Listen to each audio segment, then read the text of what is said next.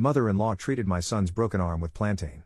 Oh, he had a little fall, she said when I found Jake on the couch, a makeshift bandage wrapped around his arm. My next step. I've always had a sixth sense about when something was off with Mark, my husband of 6 years. It was one of those quiet evenings, the kind where you can hear the clock ticking in the background, that I noticed it. Mark was lost in thought, staring blankly at his half-eaten dinner. "Mark, what's up? You've barely touched your food," I said, trying to sound casual. He glanced up, forcing a smile. "It's nothing, Clara. Just tired, I guess." I knew better than to buy that. Mark was many things, but a good liar wasn't one of them. "Come on, spill it. You've been off since you got home." He sighed, running a hand through his hair. "All right, it's my mom. She called today." My heart sank a little.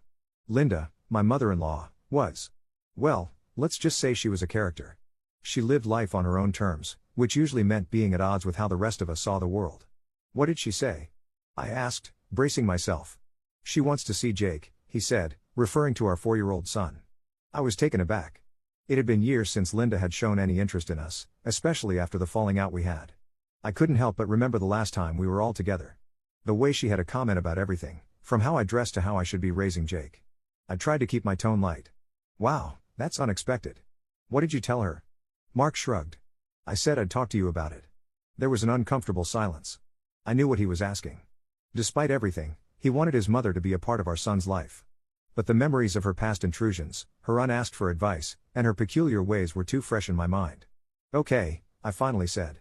"She can see him, but I have conditions." Mark looked relieved, but cautious. "Like what?" "She only visits when I'm around. No unsupervised time with Jake and no pushing her beliefs on him." He nodded, understanding the unspoken fears behind my conditions. "Fair enough, I'll let her know." As I cleared the table, my mind raced with questions. Has Linda changed? Could I trust her around Jake? I wasn't sure, but one thing was certain: I'd do anything to protect my son. And if that meant facing Linda head-on, so be it. That night, as I tucked Jake into bed, his innocent smile reminded me of what was at stake. I kissed his forehead, promising silently to keep him safe from whatever Linda might bring into our lives again. The day I first met Linda is etched in my memory like a scene from a movie you can't forget, no matter how hard you try. Mark and I were engaged, and he had been prepping me about his mother all week. "She's a bit different, Clara. Just keep an open mind, okay?" he had said, a nervous chuckle escaping him. I wasn't sure what he meant by different, but I was about to find out. We drove up to a quaint, slightly overgrown house on the outskirts of town. The door swung open before we even got out of the car, and there she was, Linda, in all her glory. Barefoot, with a tie-dye dress flowing around her ankles, she seemed to glide rather than walk towards us. Her hair was a cascade of gray waves, and her eyes sparkled with a kind of mischievous energy. "Mark! And you must be Clara," she exclaimed, pulling me into a surprisingly strong embrace. "Welcome to my sanctuary." The house was like a museum of esoteric artifacts. Crystals hung in the windows, and the smell of incense filled the air. Linda chatted non-stop as she showed us around, her topics ranging from astrology to herbal remedies. As we settled down for tea, she began talking about her lifestyle. "I've been a vegetarian for decades now. Meat clogs the soul, you know, and I draw energy from the earth. That's why I don't wear shoes." I exchanged a glance with Mark. He shrugged as if to say, "I told you." I tried to keep up with the conversation. "That's interesting, Linda. I've never met anyone who lives like this. Oh dear, there's so much to life that people miss out on. Did you know I'm part of a community that practices sun nourishment? We believe in absorbing energy directly from the sun." I didn't even know what to say to that. I mean, how do you respond to someone who thinks they can eat sunlight? Mark jumped in, probably seeing my struggle. "Mom, why don't you tell Clara about your yoga retreats?" Linda's face lit up. "Oh, they're divine. Yoga is not just exercise. It's a way to align your chakras and cleanse your aura." The rest of the visit passed in a blur of Linda's tales about her travels and spiritual awakenings. It was overwhelming to say the least. On the drive home, I turned to Mark. "Your mom is certainly unique," I said, trying to find the right words. Mark chuckled. "That's one way to put it. You okay?" I nodded, still processing the experience. "Yeah, just a lot to take in. She's different, all right." Our wedding day was supposed to be the happiest day of my life, and it was, mostly. Linda managed to keep her unconventional comments to a minimum, which I was grateful for. But the real challenge began after the wedding when I found out I was pregnant. I remember breaking the news to Mark and Linda over dinner at our place. Mark was overjoyed, grinning from ear to ear. Linda, on the other hand, had a different reaction. "Congratulations, my dear, this is a sacred time. You must be very careful about the energies around you, especially during pregnancy," she said, her eyes gleaming with a mix of excitement and seriousness. I smiled politely, not really sure how to respond. Thanks, Linda, we're really excited. As my pregnancy progressed, Linda started showing up more often, unannounced, with all sorts of herbs and books on ancient pregnancy practices. One evening, she came over with a big basket filled with who knows what. Clara, darling, I brought you some natural remedies and superfoods. These will ensure a healthy and spiritually aligned pregnancy, she announced, laying out her collection on our kitchen table. I glanced at Mark, who seemed as perplexed as I was. Thanks, Linda, but my doctor has already given me a diet plan to follow. Linda waved her hand dismissively. Doctors don't know everything. Trust me, these are age-old practices. They've helped women for centuries. Feeling a bit cornered, I decided to let her have her way, thinking it couldn't hurt to try some of her superfoods. That was my first mistake. Days turned into weeks, and Linda's influence over my diet and lifestyle grew. She convinced me to switch to a strict vegetarian diet, cutting out all meat and dairy. I started feeling tired all the time, but Linda assured me it was just my body detoxing. Your body is cleansing itself, Clara. It's all part of the process, she'd say every time I brought up my fatigue. One day I was at the grocery store picking up some vegetables as per Linda's pregnancy diet when everything went black. The next thing I knew I was lying on the floor with a crowd of people around me. I woke up in the hospital with Mark by my side looking worried. The doctor came in, a stern look on his face. Mrs. Johnson, you fainted because of severe nutritional deficiencies. This diet you've been on is dangerously low in protein and other essential nutrients. It could have harmed your baby, he explained. I was in shock. All this time, I thought I was doing what was best for my baby, but instead, I was putting both of us at risk. Mark was furious. I can't believe this. Mom has gone too far this time. I nodded, feeling a mix of anger and guilt. I never should have listened to her. I'm sorry, Mark. We'll fix this, Clara. No more of Mom's advice. From now on, we will stick to what the doctor says, he said, squeezing my hand. That incident was the turning point. I realized that Linda's intentions, however well-meaning, were not always right. It was a hard lesson learned, but one that I needed to protect my family. After the hospital incident, things changed between Linda and us. Mark and I decided it was best to limit her influence, especially regarding my health and our baby. But Linda, being who she was, didn't take this lightly. A few days after I was discharged from the hospital, Linda called. I braced myself as I answered the phone. Clara, dear, how are you feeling? Linda's voice was laced with concern, but I could sense the underlying tension. I'm better, thanks. The doctor has me on a new diet plan now, I replied cautiously. There was a pause on the other end. I heard about what happened. I'm just so worried about you and the baby. You know, conventional medicine isn't always best. I took a deep breath, trying to keep my voice steady. Linda, I appreciate your concern, but the doctor was very clear. The diet you suggested wasn't right for me. It puts the baby at risk. Linda's tone shifted, becoming more defensive. I've been studying these practices for years, Clara. I know what I'm talking about. You can't just dismiss ancient wisdom because of one doctor's opinion. I felt a surge of frustration. It's not just an opinion, Linda. I fainted. The baby could have been hurt. I can't take that risk again. There was a heavy silence before Linda spoke again. I just want what's best for you and the baby. You're part of our family now and it's my duty to share my knowledge. I knew this conversation was going nowhere. Linda, I need to do what's best for my health and the baby's. That means following the doctor's advice. I could almost hear her shaking her head in disbelief. You're making a mistake, Clara, but it's your choice. I just hope you realize that before it's too late. The call ended shortly after, leaving me feeling drained and uneasy. I knew Linda meant well in her own way, but her refusal to acknowledge the danger she had put us in was alarming. I looked over at Mark, who had been quietly listening. We're doing the right thing, right? I asked, needing his reassurance. He came over and hugged me. Absolutely. We have to put you and the baby first. Mom will just have to understand that.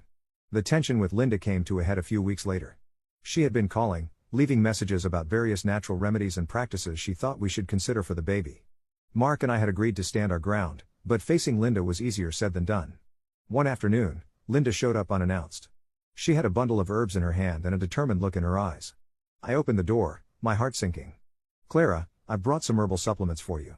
They're vital for the baby's development, she said, pushing past me into the house. I closed the door, taking a deep breath. Linda, we've talked about this. I'm following the doctor's advice now. I can't use those. Linda set the herbs on the table, her expression hardening. Clara, you're being closed-minded. These are ancient remedies, proven to work for centuries. I could feel my frustration mounting. Linda, I appreciate your help, but what you suggested before was dangerous. I can't risk my baby's health. She turned to face me, her eyes narrowing. I'm only trying to help. You're rejecting valuable knowledge. Do you think you know better than generations of wisdom? Mark walked into the room, sensing the rising tension. Mom, enough. We've made our decision. Clara's health and the baby's safety are our priority. Linda's gaze shifted between us, a mix of anger and disbelief on her face. I can't believe you're choosing to ignore my advice. I'm your mother, Mark, and you, Clara, are carrying my grandchild. I tried to keep my voice calm. Linda, it's not about ignoring you. It's about doing what's medically best for the baby. Linda shook her head, her voice rising. You're both making a huge mistake. When something goes wrong, don't come running to me. With that, she stormed out, leaving the herbs on the table. Mark and I exchanged a look, both of us drained. That could have gone better, he said, a sad note in his voice. Yeah, but we had to stand our ground, I replied, feeling a mix of guilt and relief. After that day, Linda stopped calling and visiting. It was a painful estrangement, but Mark and I knew we had made the right choice for our family's well-being, and now she has reappeared in our lives after several years of absence. What will happen next? I didn't know that. The day Linda came to visit, I felt a mix of apprehension and hope. After Mark relayed her request to see Jake, our 4-year-old, I had agreed, setting my own terms. She could visit, but only in my presence.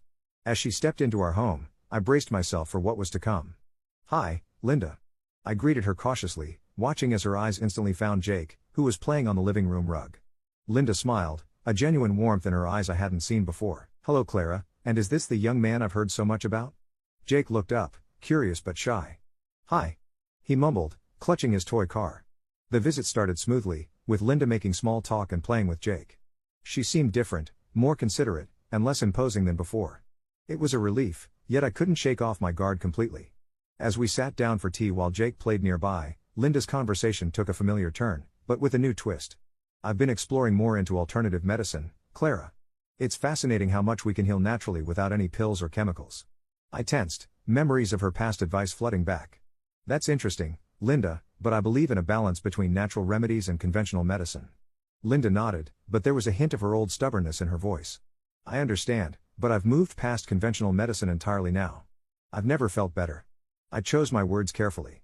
It's great that it works for you, Linda, but for Jake, I prefer to stick to the advice of his pediatrician, especially when it comes to medications. Linda paused, her expression thoughtful but not argumentative. I respect your decision, Clara. I just want what's best for Jake in my own way.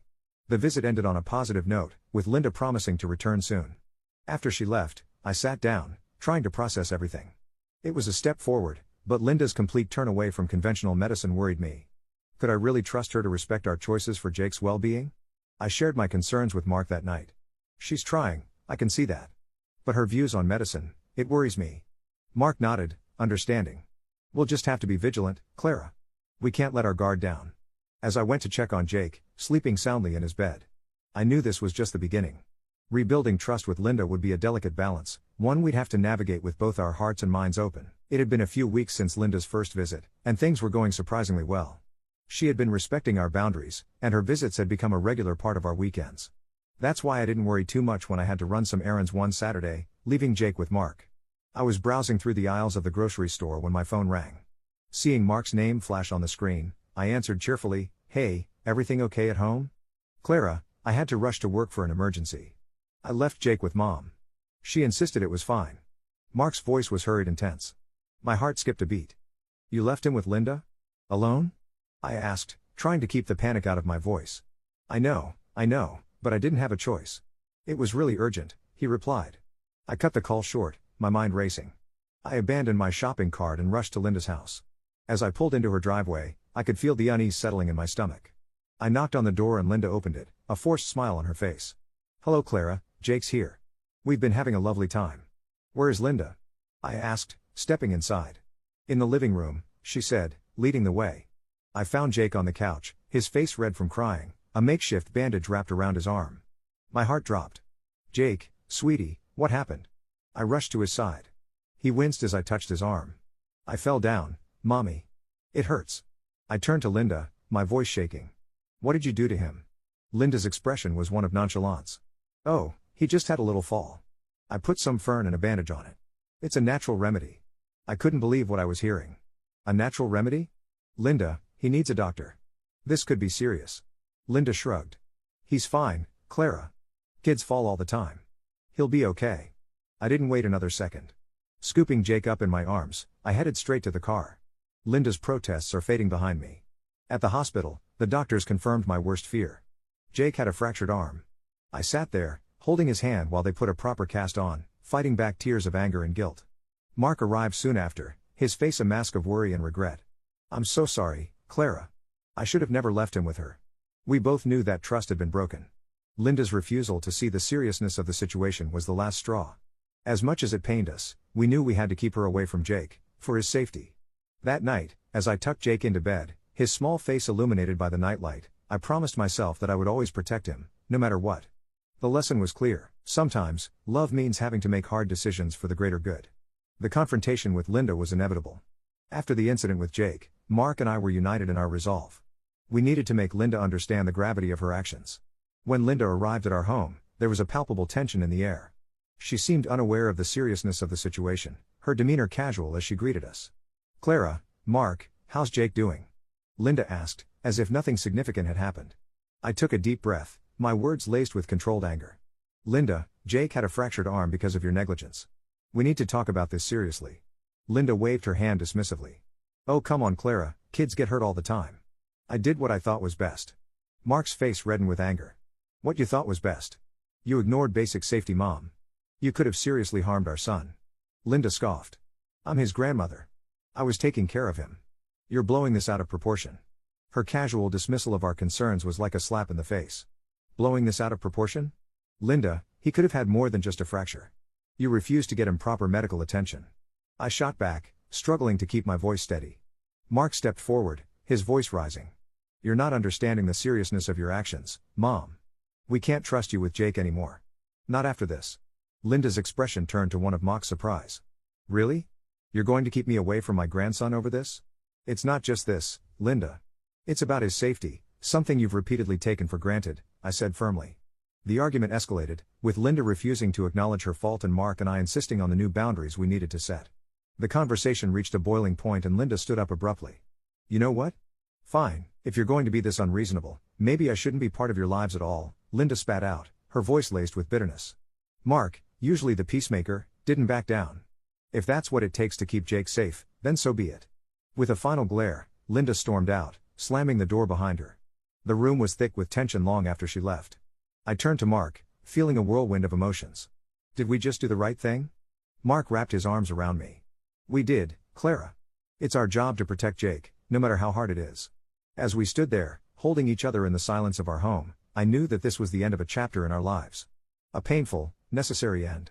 We had stood our ground for Jake's sake, and while the future was uncertain, I knew we'd face it together, stronger and more united than ever.